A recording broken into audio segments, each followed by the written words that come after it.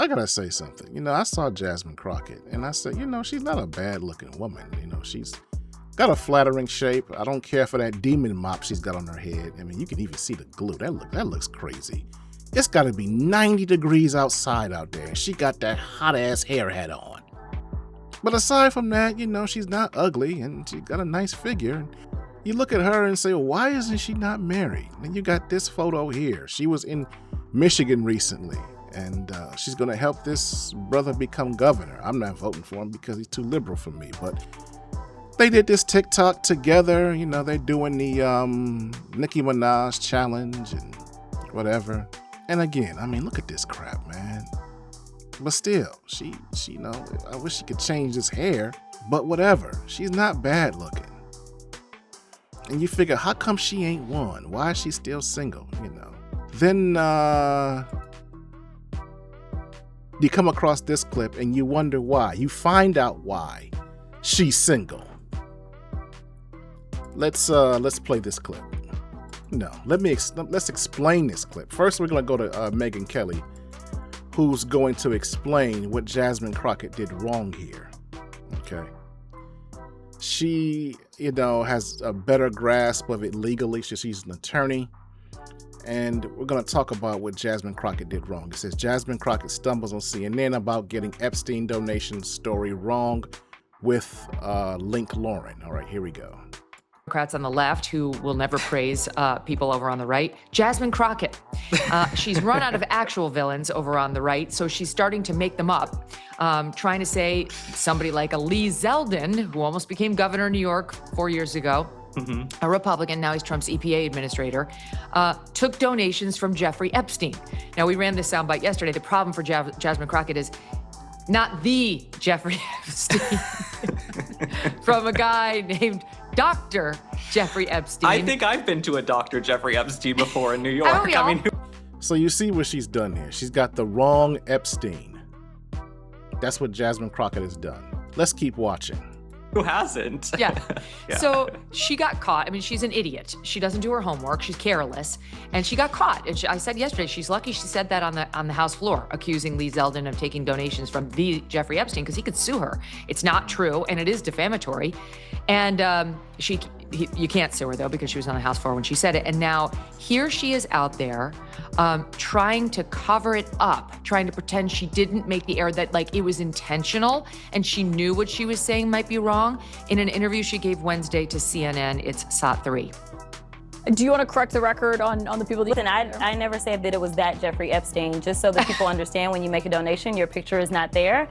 And because they decided to spring this on us in real time, I wanted the Republicans to think about what could potentially happen, because I knew that they didn't even try to go through the FEC. So my team, what they did is they Googled, and that is specifically why I said a Jeffrey Epstein. He admitted that he did receive donations from a Jeffrey Epstein, so at least I wasn't trying to mislead people. I literally had maybe 20 minutes before I had to do that debate. Yeah, but people might see that and say, well, you're trying to make it sound like he took money from I did not know. a registered offender. No, but I literally did not know. When you search FEC files, and that's what I had my team to do, I texted them and I said, listen, we're going up. They are saying that she took donations. Right, but someone might say, well, your team should have done the homework to make sure it wasn't a convicted sex trafficker. Within 20 minutes, you could not find that out. Oh my God, you're an idiot. After watching that clip, the first thing that popped in my head was this. Shame, insult, guilt, and the need to be right. That last part, the need to be right. The chick is wrong. She's wrong. She accused somebody from taking money from Jeffrey Epstein, the PDF file, and not a whole, instead of a whole different Epstein who happens to be a doctor. And here she has an opportunity to say, you know what, I messed up, I made a mistake, I'm sorry, I got the wrong Epstein. No, she's too proud to admit that she was wrong. She has such a strong need to be right that she can't admit that she's wrong. This is the stupidest thing I've ever heard in my life.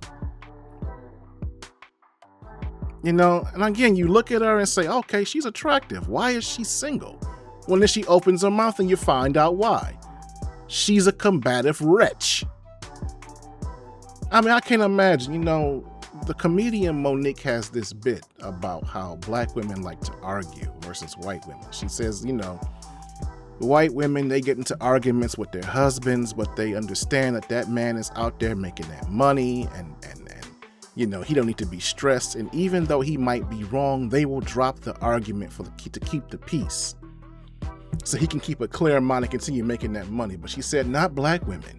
We gonna argue when you come home. We gonna argue as he come through the door. We gonna argue as he eating dinner. We gonna argue on the way to bed. We gonna argue with you in the bed. We gonna argue with you when you get up in the morning. We gonna argue with him as you get in the shower, getting dressed, as he getting down the driveway and getting into your car. We still gonna be arguing with you.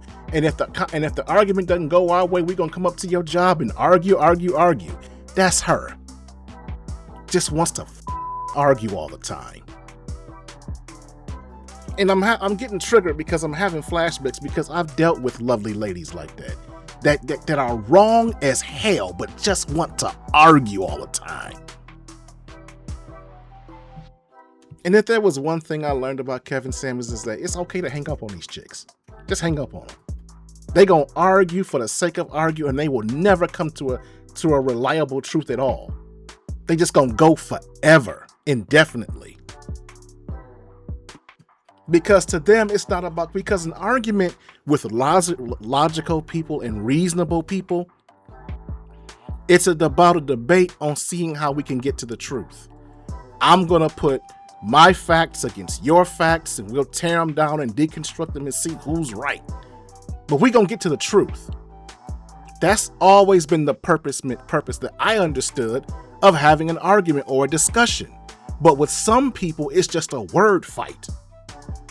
And their mindset is, you said something that I don't like, so I'm just going to say something back that you don't like out of spite. I don't even believe it. But just for the fact that you made me feel a certain way, I'm just going to talk back at you. And these bras, they don't listen. They will talk fast, they will talk loud, and they will overtalk you. And they think that's winning the argument. There's a saying that you never want to play chess with a pigeon, because the pigeon is going to just knock all over the pieces and shit all over the board and think they won. And that's what it's like dealing with a chick like this. She doesn't care if she makes sense. She's just going to keep on talking because they think it's a word fight. And as long as they keep on fighting with their mouth, they think they're winning. And that's her. They won't stop.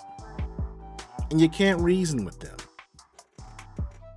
because they don't want to be wrong. They have a need to be right. And it goes back to we talk about the granocracy and the lowest ranking female is above the highest ranking male. In the granocracy, the women are above the men. So how are you as a peasant going to tell me, the black queen, that I'm wrong? I'm going to tell you off and cuss you off and all kind of things for you challenging me. That's Jasmine Crockett. Just wants to argue and fight and argue and fight and argue and fight. She knows she's wrong and she won't stop. Hate them types, man. And so you gotta just hang up on them. You gotta ignore them. You gotta just leave them alone. You can't change their minds because their minds don't want to be changed. Now streaming on Patreon. Layman's Journal Chapter 271. If you've been following my content for a while now, you'd know I'm fascinated with human nature, specifically in regards to gender, and how differences in gender determine our behavior. But aside from gender, I also study group dynamics, and how they can influence human nature, and how the people we associate with largely determine the decisions we make. Because humans, just like cattle, wolves, and schools of fish, are pack animals, meaning we prefer to live and function within groups. That's why we live in cities, have circles of friends, and seek out relationships with the intent of creating families. And it isn't learned behavior, it's instinctual. Studies have shown babies, shortly after they're born, require human touch. Researchers don't know why, but physical touch in the form of affection plays a critical role in infant development and survival. which is why doctors, as soon as a child is born, lie them on their mother's chest, and why fathers often take off their shirts when holding their children for the first time. It's something about that skin-to-skin contact that helps a child thrive.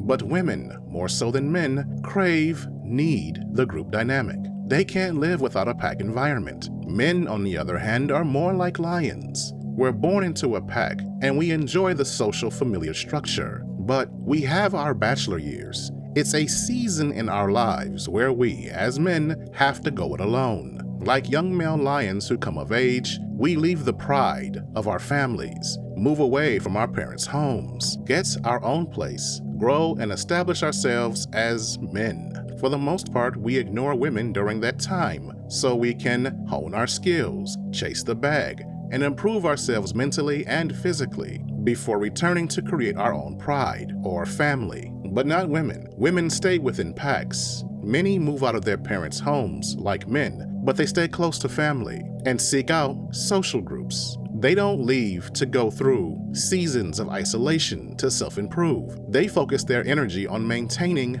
or growing social bonds. Because women are the ultimate survivors. They don't have the strength that men have to survive in the wild, yet somehow they do it at higher rates than men, because they, more so than men, understand the concept of safety in numbers. They know there's protection and comfort within the group, and they will do anything to stay within said group. Even if the group is toxic, their desire to belong and fear of not fitting in supersedes the desire for righteousness if it requires being alone. This is why the overwhelming majority of cult members tend to be women, why social media personalities and pastors, in spite of being exposed on multiple occasions, still enjoy strong, loyal female followings. Because the women that follow them can't live outside of the group dynamic. And we see a great example of that in the film Set It Off. It's the story of a young woman, a beautiful young woman named Stoney, who joins a coven of chronically single black women on a bank robbing spree with deadly consequences.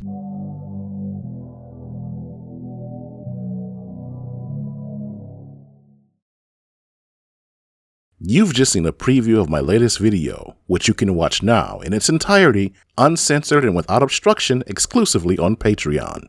Again, that's patreon.com/Laymans Journal. Hope to see you there. I'm out.